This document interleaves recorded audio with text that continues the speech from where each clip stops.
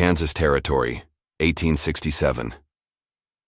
The autumn wind carried the scent of death across the prairie as Evangeline Hartwell clutched her carpetbag with trembling fingers. For 48 hours, she had called the hard wooden bench at Dodge City's train station her bed, her refuge, her prison. The ticketmaster had stopped asking questions after the first day, but his pitying glances cut deeper than winter frost. She had nowhere to go, no family, no friends, no future waiting beyond these weathered planks. That's when the shadow fell across her face, and a voice soft as morning mist spoke words that would change everything. "Come home, little sparrow." The Kansas Territory stretched endlessly under a canopy of stars that seemed close enough to pluck from the heavens. Evangeline had counted each one during her sleepless nights on the station bench, her body aching from the unforgiving wood, her heart heavy with grief that felt like a stone in her chest. 2 days ago, she had arrived in Dodge City with nothing but her father's last $20 and a letter that had shattered her world.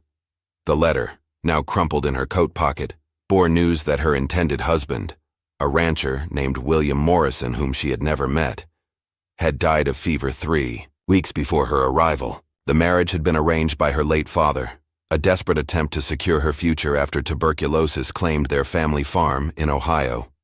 Now, at 19, Evangeline found herself stranded in a frontier town where cattle drives and gunfighters ruled the dusty streets. The station bench had become her entire world, a small island of relative safety in an ocean of uncertainty. "Miss, you can't keep sleeping here," the station master, a graying man named Fletcher, had told her gently on the second morning. It ain't proper, and it ain't safe. But where could she go? The few coins remaining in her purse wouldn't buy her passage back east, and she had no skills that would earn her honest work in a place like Dodge City. The saloons and dance halls beckoned with their promises of quick money, but Evangeline had been raised with values that her desperate circumstances couldn't quite erase. As the sun set on her second day, painting the sky in shades of amber and rose, she watched the last train of the evening disappear into the gathering dusk. The platform emptied of travelers, leaving only her and the distant sounds of revelry from the town's notorious establishments. She pulled her thin shawl tighter around her shoulders and tried to find a comfortable position on the bench. Sleep had been elusive, coming only in brief, fitful moments between the arrival and departure of trains. Her stomach gnawed with hunger.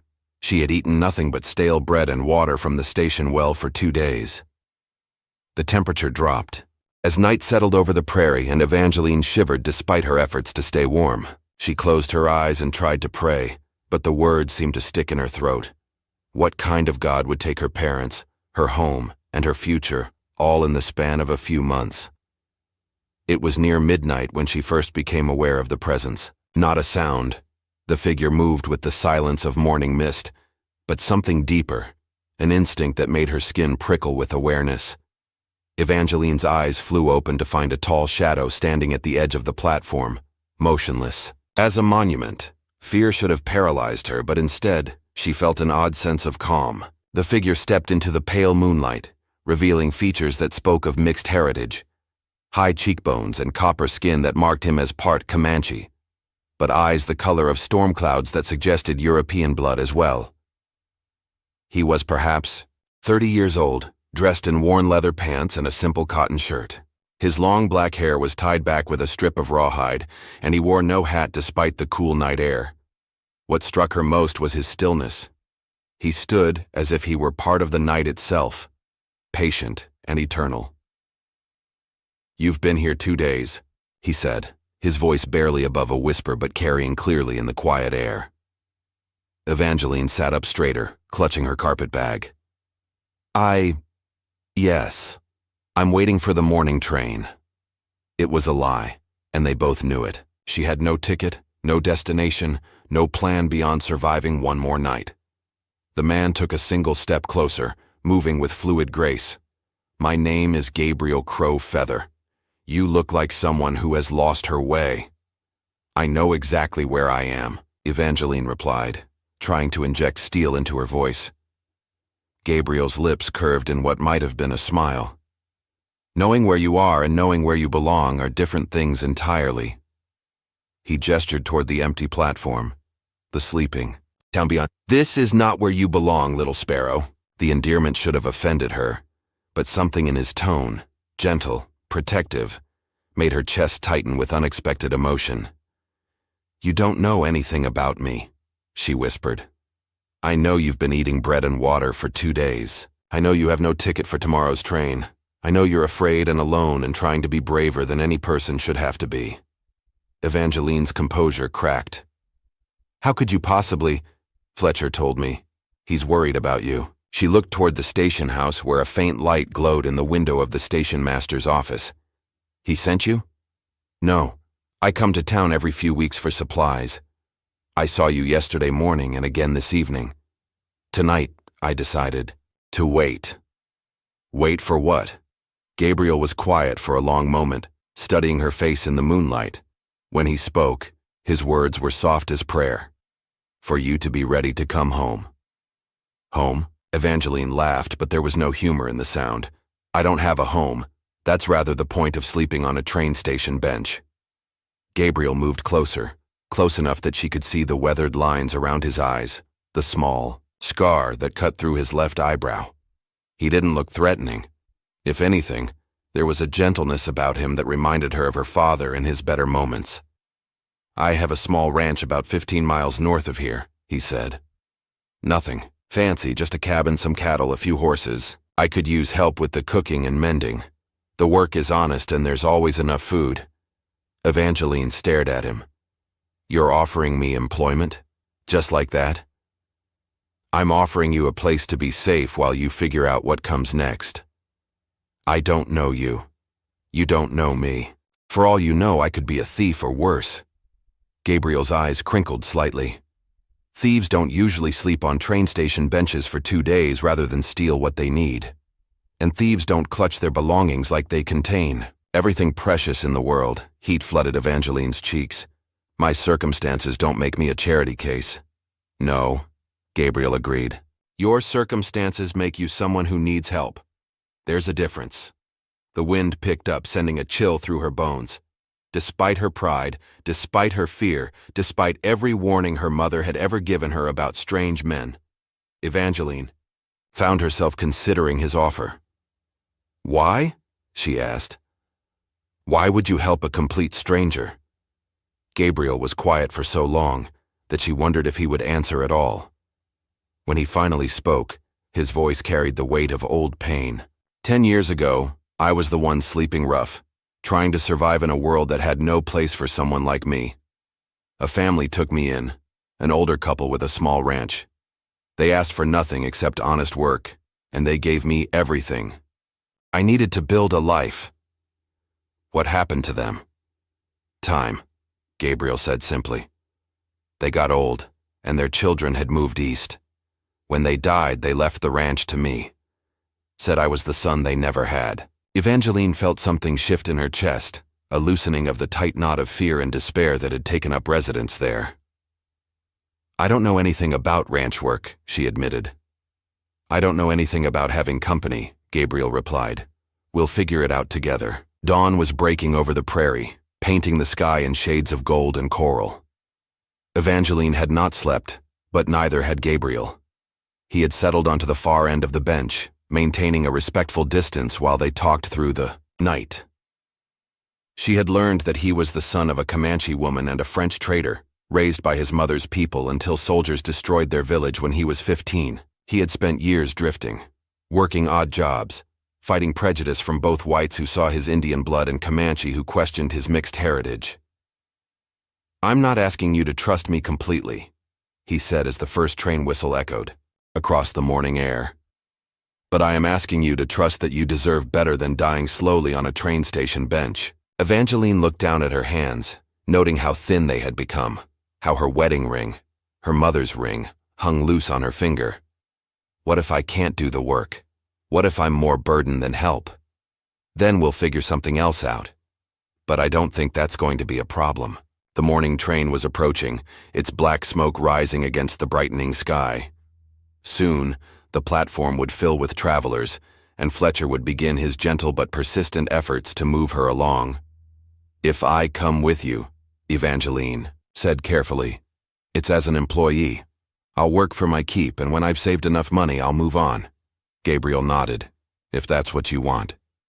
And you expect nothing from me except honest work? Nothing except honest work. Evangeline stood on shaking legs, her body protesting after 2 days on the hard bench. She looked toward the approaching train, then back at Gabriel, who waited.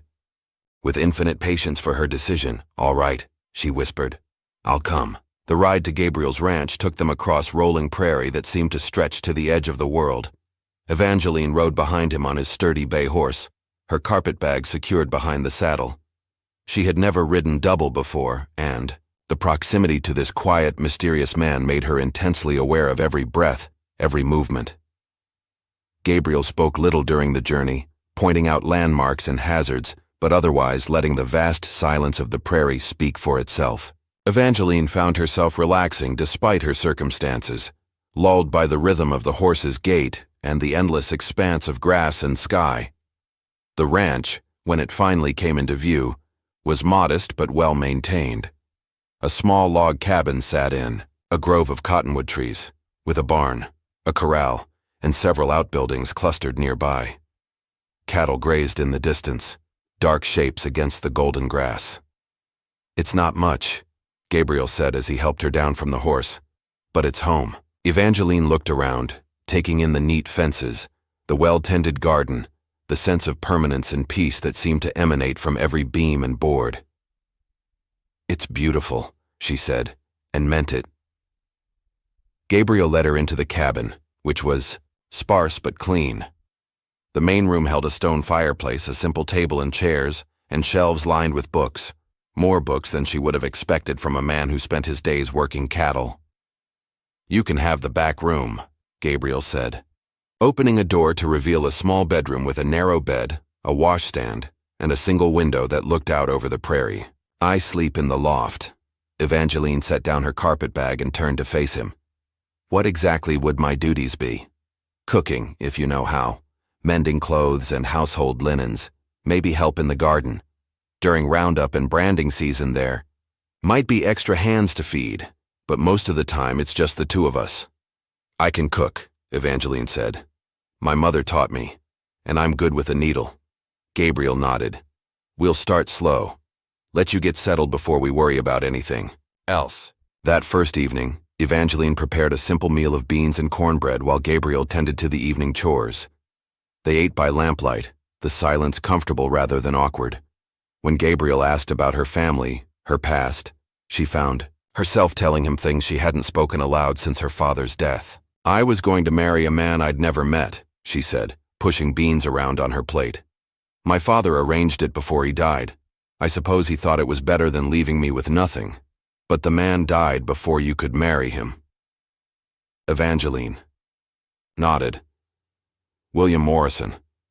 Fever took him 3 weeks before I arrived. I never even got to meet him, and I can't decide if that makes it better or worse." Gabriel considered this. "Would you have been happy with him?" "I don't know. I doubt it. But I would have been safe.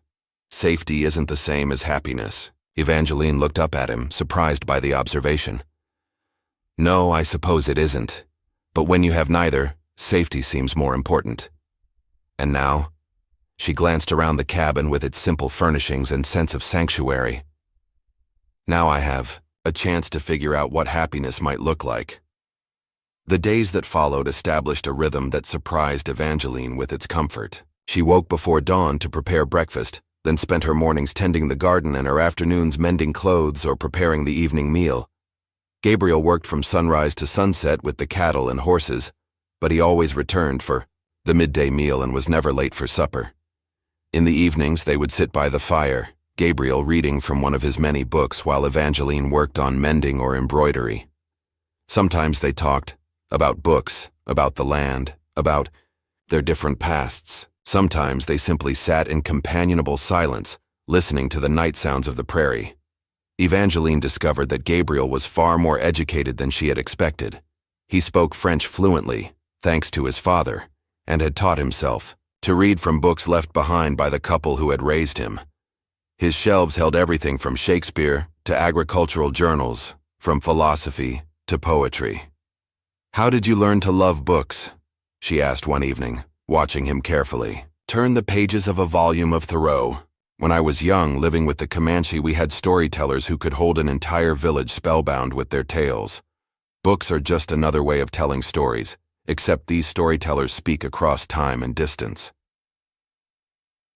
Evangeline had always loved to read, but her father had considered it a frivolous pursuit for a woman. Here, with Gabriel, she found herself reading aloud in the evenings, sharing stories and discussing ideas in ways she had never experienced.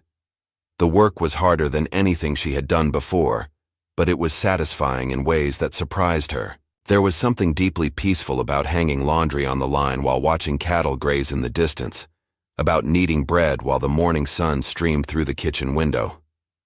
Gabriel was an easy person to work for. He never criticized her efforts, even when her first attempts at cooking over an open fire resulted in charred meat and bitter coffee. Instead, he quietly taught her the tricks he had learned, showing her how to bank the coals just right, how to judge when the bread was ready to come out of the Dutch oven. "You're a good teacher," Evangeline told him one afternoon as she successfully flipped a batch of flapjacks without dropping any. Gabriel smiled, a rare and wonderful sight. "You're a quick learner. Much quicker than I was when Martha first tried to teach me to cook." "Martha was the woman who took you in?" "Martha and her husband Jonas. They were good people, patient with an angry young man who didn't want to learn anything from anyone." Evangeline could hear the love and respect in his voice when he spoke of them. "You were lucky to find them." "I was. Just like you were lucky to find that train station bench." She looked at him in surprise. "Lucky? I nearly died of exposure and starvation. But you didn't. And you were there at exactly the right time for me to find you." The idea that her desperate circumstances might have been part of some greater design was both comforting and troubling. Evangeline had lost her faith during the dark months of watching her parents die, but something about this place, this man, made her wonder if perhaps there were still miracles to be found in the world. 3 weeks into her stay at the ranch, Evangeline was hanging laundry when she spotted dust on the horizon. Gabriel was in the north pasture checking on a cow that had been showing signs of illness, which meant she was alone when 3 riders approached the cabin. The men were rough-looking, with the hard eyes and casual cruelty that Evangeline had learned to recognize during her time in Dodge City. They dismounted without invitation and began looking around the property with obvious interest.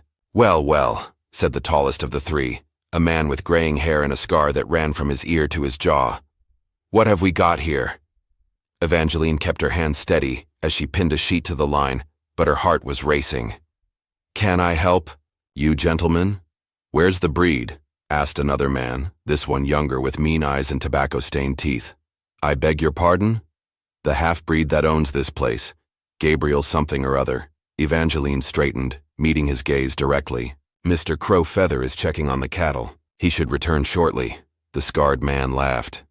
"Crow Feather. That's right. Well, you can tell Crow Feather that Frank Dalton came calling. Tell him we've got a business proposition for him." "What kind of business?" Evangeline asked, though she suspected she didn't want to know the answer. "The kind where he sells us this nice little spread for a fair price, and nobody gets hurt." Evangeline's blood chilled. "Mr. Crow Feather isn't interested in selling." "See, that's where you're wrong, sweetheart. Everybody's interested in selling if the price is right, or if the alternative is unpleasant enough." The third man, who had been silent until now, stepped closer to Evangeline. "What's a nice white girl like you doing all the way out here with an Indian anyway?" "You his woman?" Heat flooded Evangeline's face, but she kept her voice steady. "I'm his housekeeper, and I think it's time for you gentlemen to leave." The men exchanged glances and began to laugh. "His housekeeper," the young one repeated. "That's a good one. I bet you keep house real good for him, don't you?" Evangeline opened her mouth to respond, but a voice from behind the men cut through, the air like a blade. "I think the lady asked you to leave." Gabriel stood at the edge of the yard, holding his rifle with casual competence. He had approached silently, using the barn as cover, and now had a clear line of sight to all 3 men. Frank Dalton turned slowly, his hand resting on the butt of his pistol. "Well, if it isn't Gabriel Crow Feather, we were just having a friendly conversation with your housekeeper." "Conversation's over," Gabriel said, his voice carrying the quiet authority of a man who had faced down worse odds than 3-1. "Mount up and ride out." "Now hold on," Dalton said, raising his hands in mock surrender. "We came here to talk business. Surely you can spare a few minutes to hear our offer." "Not interested. You haven't even heard what we're offering." Gabriel's eyes never left Dalton's face. "Don't need to." Answers still no. The tension stretched, tight as a bowstring. Evangeline found herself holding her breath, afraid that any sound might tip the balance toward violence. Finally, Dalton nodded to his companions.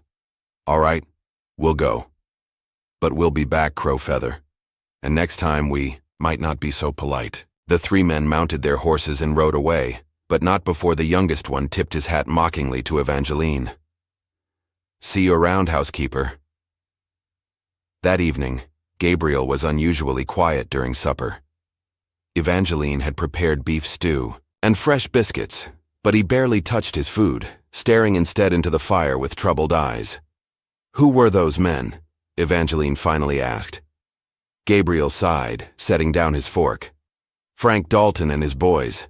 They're part of a group that's been buying up small ranches throughout the territory. When owners don't want to sell, bad things tend to happen. Cattle disappear, barns burn down, people get hurt. But surely the nearest sheriff is in Dodge City, and he's got his hands full with cattle drives and gunslingers. Out here, people mostly handle their own problems." Evangeline felt a chill that had nothing to do with the autumn air. "What will you do?" "What I've always done. Keep working, keep living, and hope they lose interest." "Gabriel." Evangeline leaned forward, studying his face in the firelight. "I need you to tell me the truth. How much danger am I in by being here?" Gabriel met her eyes, and she saw the struggle there, his desire to protect her warring with his respect for her right to know the truth. "Some," he admitted. "Men like Dalton don't respect any boundaries. If they think hurting you will give them leverage over me, they'll do it without hesitation." Evangeline nodded, having suspected as much. "Then maybe I should leave." "Is that what you want?" The question hung in the air between them. Was it what she wanted? A month ago, she would have said yes without hesitation. A month ago, she had been focused on nothing but survival, on getting through each day without losing what little she had left. But now she looked around the cabin that had become more home to her than anywhere she had ever lived. She thought about the satisfaction of a day's honest work, the pleasure of watching Gabriel's rare smiles, the peace she had found in this simple life. "No," she said quietly. "It's not what I want. But I won't be the reason you lose everything you've built here." Gabriel leaned back in his chair, studying her face. "Evangeline, there's something I need to tell you. Something I should have told you from the beginning." Her heart skipped. "What?" "I didn't just happen to see you at that train station. Fletcher had told me about you days before I finally approached you. I knew about your situation, knew you had nowhere to go." Evangeline stared at him. "So this was all, what? Charity? Pity?" "No." Gabriel's voice was urgent now. "It wasn't pity. It was recognition. I saw someone who was lost the same way I had been lost, and I thought maybe we could help each other." "Help each other how?" Gabriel was quiet for a long moment, and when he spoke, his words were careful, measured. "This ranch is a good life for one person, but it's a lonely life. I hoped, that maybe it could be a good life for two people." The fire crackled in the silence that followed. Evangeline felt her pulse racing, her thoughts tumbling over each other like leaves in a windstorm. "What exactly are you saying, Gabriel?" "I'm saying that somewhere between that first night on the train platform and right now, this stopped being about giving you a place to work. It started being about hoping you'd want to stay." Evangeline's breath caught. "Stay as what?" Gabriel's eyes were steady on hers. As whatever you want to be. My partner, my wife, my friend, whatever feels right to you. Chapter 9. The storm before Evangeline could respond to Gabriel's revelation. The sound of approaching horses shattered the quiet evening. But these weren't the hard, aggressive hoofbeats of Dalton's men. These horses were moving fast, but smoothly, with the rhythm of riders who knew their destination. Gabriel was on his feet instantly, rifle in hand. "Stay inside," he told Evangeline, but she was already moving to the window. 3 riders approached, but these weren't strangers. The lead rider was Fletcher, the station master from Dodge City, and behind him rode 2 men Evangeline didn't recognize. One in a deputy's badge, the other in the dark coat of a traveling preacher. "Gabriel," Fletcher called out as he dismounted. "We need to talk. It's urgent." Gabriel stepped onto the porch, keeping his rifle ready, but not aimed. "What's wrong, Fletcher?" The deputy, a young man with serious eyes, stepped forward. "Deputy Tom Morris and Mr. Crow Feather. Frank Dalton and his gang hit the Crawford Ranch last night. Burned the barn, ran off the cattle, and beat Crawford within an inch of his life." Evangeline gasped, her hand flying to her mouth. Gabriel's jaw tightened, but he showed no surprise. "Crawford going to live?" Gabriel asked. "Doc thinks so, but he'll be months recovering. And his wife?" The deputy shook his head. "She's talking about packing up and moving back east. Says she can't take any more of this." The preacher, an older man with kind eyes and silver hair, stepped forward. "Mr. Crow Feather, I'm Reverend Samuel Hayes. I've been traveling through the territory, and I've heard about what's been happening to the small ranchers. The Crawfords aren't the first family to be driven off their land." Gabriel nodded grimly. "I know. Frank Dalton made his intentions clear when he was here this afternoon." Fletcher's eyes widened. "He was here? Today?" "Offered to buy the ranch, for a fair price. Made some threats when I declined." The deputy pulled out a small notebook and pencil. "Can you give me details? What exactly did he say?" As Gabriel recounted the afternoon's confrontation, Evangeline noticed the preacher watching her with interest. When Gabriel finished his account, Reverend Hayes approached the porch. "Miss, forgive me, but are you by any chance Evangeline Hartwell?" Evangeline's heart nearly stopped. Yes. "How do you know my name?" "I've been carrying a letter for you. From a lawyer in Denver named Harrison Webb. He's been trying to track you down for weeks." With shaking hands, Evangeline accepted the letter. The envelope was thick, expensive paper, and bore the return address of a law firm she had never heard of. "What does it say?" Gabriel asked gently. Evangeline broke the seal and unfolded the letter, scanning the formal legal language with growing amazement. "I don't understand," she whispered. It says I've inherited property from my great-aunt Margaret Hartwell in Denver. But I never had a great-aunt Margaret." Reverend Hayes smiled. "According to Mr. Webb, Margaret Hartwell was your grandfather's sister. She never married, never had children of her own. When she died last month, she left her estate to the last remaining member of the Hartwell family." "What kind of estate?" Fletcher asked. Evangeline continued reading, her eyes growing wider with each line. "A house. A significant house, apparently. And enough money to live comfortably for the rest of my life." The silence that followed was broken only by the night sounds of the prairie. Gabriel's face was unreadable in the lamplight. "Congratulations," he said quietly. "It sounds like all your problems are solved." But even as he said it, Evangeline felt her heart breaking. Because standing there, holding proof of her deliverance from poverty and uncertainty, she realized that her problems weren't solved at all. They had simply changed completely. The next morning dawned clear and cold, with the first hints of winter in the air. Evangeline had spent the night in her small room, staring at the ceiling and thinking about the letter that had changed everything. She could leave. Right now, today, she could pack her carpetbag and ride back to Dodge City with Fletcher and the deputy. She could take the train to Denver, claim her inheritance, and start the comfortable, secure life she had always dreamed of. So why did the thought make her feel hollow inside? Gabriel was already up and working when she emerged from her room. He had coffee made and breakfast started. taking over the tasks that had become hers over the past month. He looked up when she entered the kitchen, his face carefully neutral. "Morning," he said. "Sleep well?" "No," Evangeline answered honestly. "Gabriel, about last night." "You don't need to explain anything," he interrupted gently. "I understand that your situation has changed." "Has it?" Gabriel paused in his cooking, looking at her with surprise.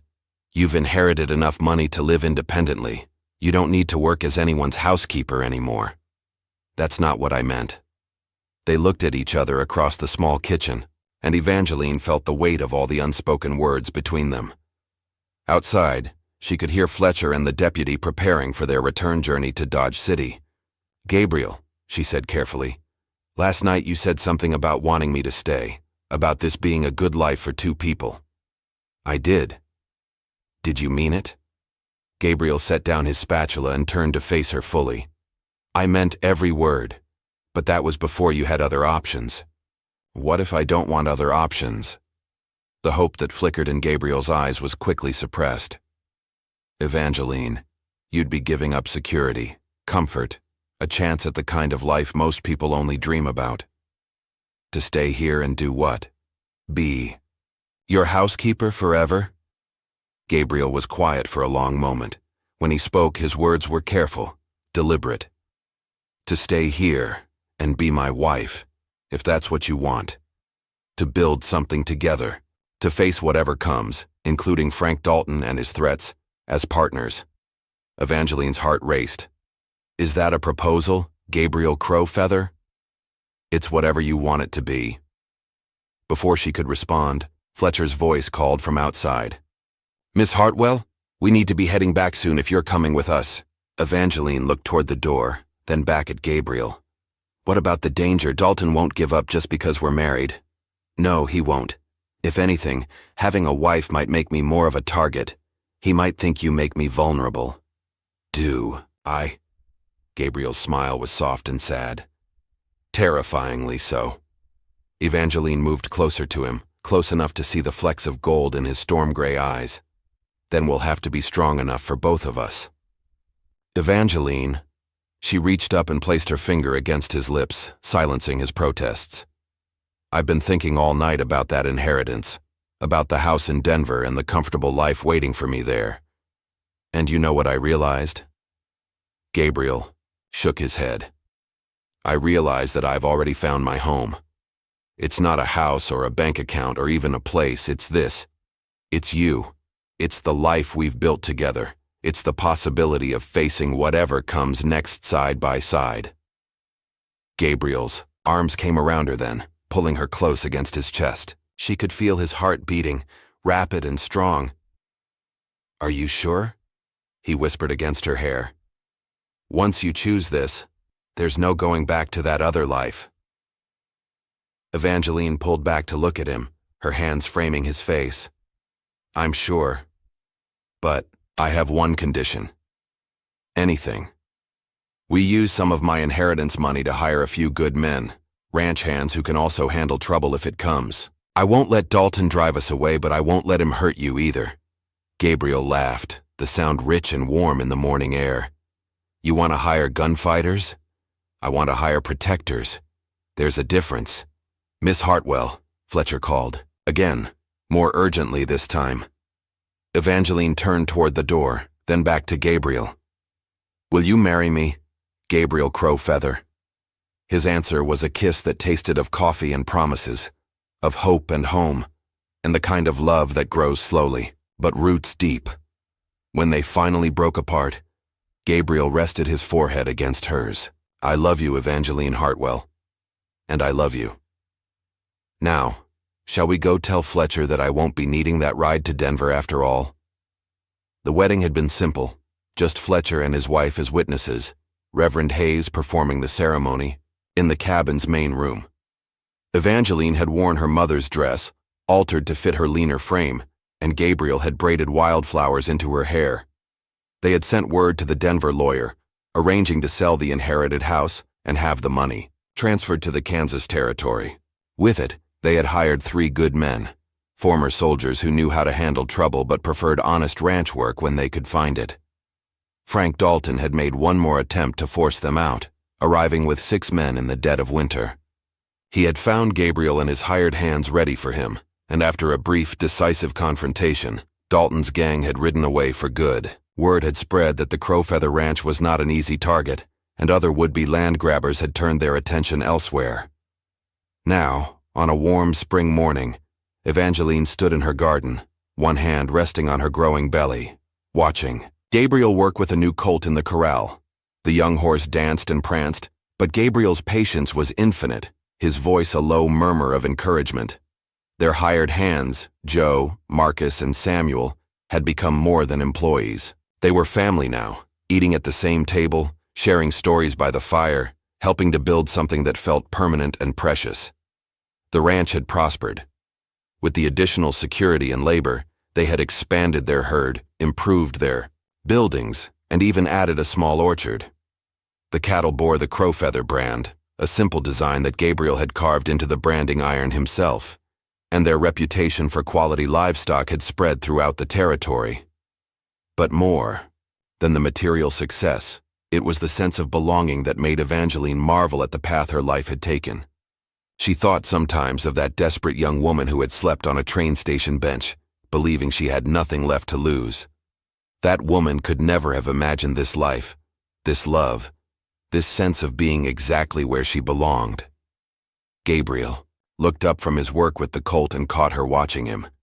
His smile was warm and intimate, the kind of smile that still made her heart flutter even after a year of marriage. "How are you feeling?" he called out, noting how she rubbed her lower back.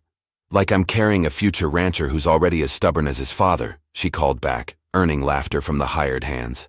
As Gabriel secured the colt and walked toward her, Evangeline reflected on the strange twists of fate that had brought them together. She had come west to marry a stranger and found instead a partner, a purpose, and a love deeper than anything she had ever imagined possible. The sun was warm on her face, the prairie stretched endlessly toward the horizon, and her husband's hands were gentle as they came to rest beside hers on their child's first home. This was what happiness looked like.